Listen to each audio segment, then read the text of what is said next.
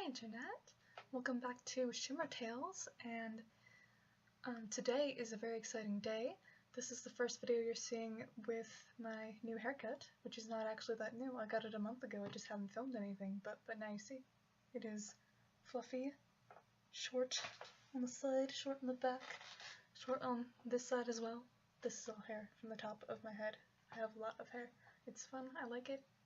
Very happy with this. So, anyway. Today's video is going to be about non-binary people in love and the labels they may or may not use. So, I'm a tad nervous to make this video just because I imagine I may get a lot of hate from people. There was a lot of hate for non-binary people on the internet, but I kind of figured, you know, I'm gonna talk about non-binary stuff eventually anyway. It's like, I might as well just start right now. Like, if you've been interested in my channel and you hate non-binary people, and now's your ticket to leave. With that out of the way, let's get started. So, what are we talking about here? What labels do people use, and why might certain people prefer one label over another?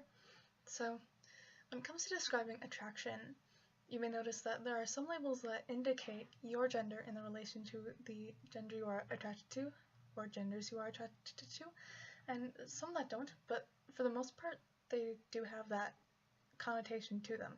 So if you're straight, if you're gay, that tells me something about what gender you are and what gender you're typically attracted to in relation to your own gender.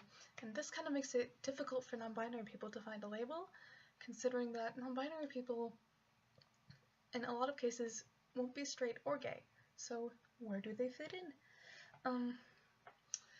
So that really depends on how the individual identifies, right? So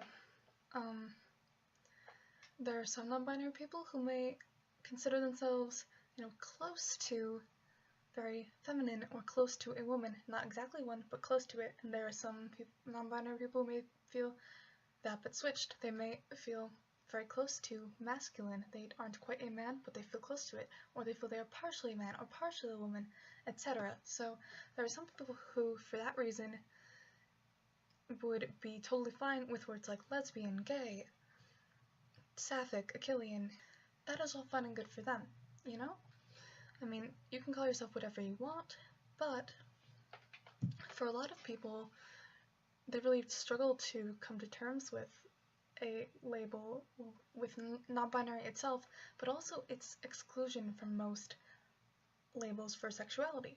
So where does a non-binary person fit into that? If you aren't comfortable identifying as gay or straight or what have you, what word is there for you? And, you know, there are some non-binary people who are very upset with people trying to categorize them as a man or a woman, because that's the whole point. They're not either, and, you know, they're like, no, I'm not basically gay or not basically straight. I'm not, because I'm not basically a man or a woman, and by telling me that I'm one of those things, you are misgendering me, and that's, like, hella rude. So, there are words for you. I know of some words that any non-binary person can use, regardless of what side of the spectrum you're on. If you're gender fluid, if you feel more masculine, if you feel more feminine, it does not matter. If you're non-binary, these words are for you. So, right, if you're a non-binary person attracted to women, the word for you is Feminamoric. So that's all it is a non-binary person who is attracted to women. It is the equivalent of saying you are sapphic for a woman who loves women, except if you are not comfortable with sapphic, you can say I am Feminamoric, and you can kind of just say I'm non-binary, I like girls. The word is defined, the word is in use, the word is out there, it's all good. So I personally really love that word because, you know, as I was coming into terms with my gender identity, what made me really uncomfortable with it was how I might have to change the way I describe my sexuality. Because even though sexuality and gender are not the same thing, they are very related, especially if you're using words like sapphic or other words similar that describe your own gender as part of the label. So I was describing myself as sapphic for a long time, not a long time, but at least a number of years, a couple years, before I really decided that no, I'm not cis. So I felt really uncomfortable letting go of that label because I had found a place of comfort and pride in that word, and I was like, well, what word is there for me? How do I replace it? And now I found Feminamoric. I love this word. This word describes me perfectly, and it's a word that basically says, hey, I'm not binary and I'm not straight. And I really like that about it, that yes, there is a word for me, and yes, my attraction is still queer. Moving on to other words, what if you're a non-binary person attracted to men? In that case, you are Viramoric. So, yeah, that is a word for a non-binary person attracted to men, and I could actually also apply this word to myself if I so chose, because again, I'm a non-binary person and I'm attracted to men and women and non-binary people. The word I use in general for myself, as my general overarching word for sexuality, is bisexual, and luckily for me, that word still fits me. It doesn't say anything about my gender. I could be a bisexual man, a bisexual woman, or a bisexual neither one, and that's really cool. Still, I really liked the word sapphic before, and I was afraid to let that go, and I was afraid that somehow by being non-binary, I was being less queer. I was really afraid of that, but I'm not, and I'm really happy to have vocabulary. So, yeah, Viramoric for men. Finally, Enbian is a word I've heard for non-binary attraction to other non-binary people. So, yeah, if you're a non-binary person looking for other non-binary people, you could call yourself Enbian if you wanted to. Again, now, you don't have to use any of these words, but I think it's important to recognize that they're there and let people have language to describe themselves, because we can't create a new word like non-binary and then not have any accompanying words to go along with it. If we just had the word woman and we did not have the word lesbian or pronouns to refer to women or any other sorts of things that go along with it, it would be confusing. So there is a linguistic gap surrounding non-binary, basically, and I think it should be filled to the best of our ability. So these are some words I've come across. I think they're brilliant, and I would like to spread them. So there you go. Here's a video that you can share, if you so choose, and you can let your friends know about these cool words.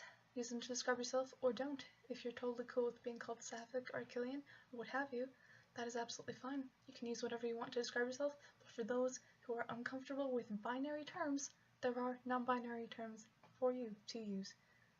I do have one more term for you that is not strictly about describing attraction. It is describing a type of relationship.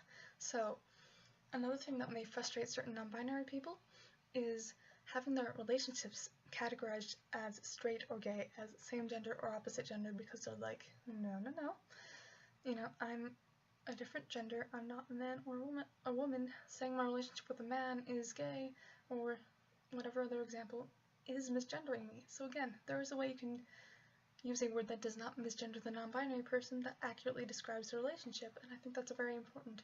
So that word is Diamoric, I believe is how it's pronounced. It could be Diamoric, I'm not sure, but more and more people know about it, I guess the pronunciation will follow. So, Diamoric is to describe any relationship, not an attraction, but a type of relationship that involves a non-binary person.